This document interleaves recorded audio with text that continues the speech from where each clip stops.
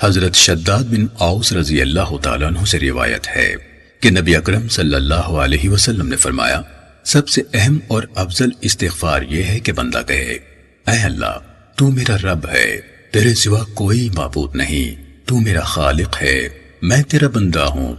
اور میں اپنی طاقت و استطاعت کے مطابق تجھ سے کیے ہوئے عہد و وعدے پر قائم ہوں، میں اپنے گناہوں کے شر سے تیری پناہ چاہتا ہوں، میں اپنے ہر قسم کے گناہوں کا اعتراف کرتا ہوں اور اپنے آپ پر تیری نوازشات کا اقرار کرتا ہوں، لہٰذا مجھے معاف فرما، کیونکہ تیرے سوا کوئی گناہ معاف نہیں کر سکتا۔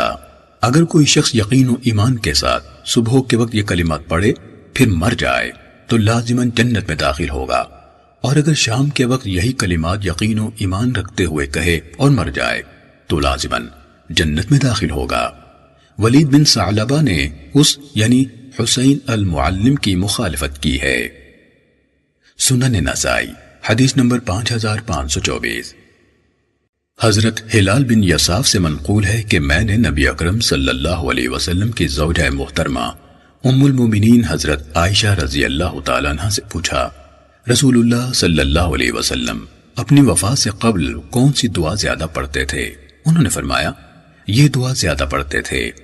اے اللہ میں ان گناہوں کے شر سے تیری پناہ میں آتا ہوں جو میں کر چکا ہوں، اور ان گناہوں کے شر سے بھی جو ابھی نہیں کیے۔ سنن نسائی حدیث نمبر 5525۔ حضرت ہلال بن یصاف نے کہا کہ حضرت عائشہ رضی اللہ تعالیٰ عنہ سے پوچھا گیا،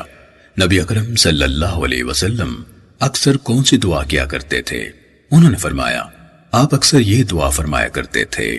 اے اللہ میں تیری پناہ میں آتا ہوں اپنے ان کاموں کے شر سے جو میں کر چکا ہوں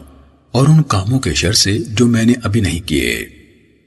سنن نسائی حدیث نمبر 5526۔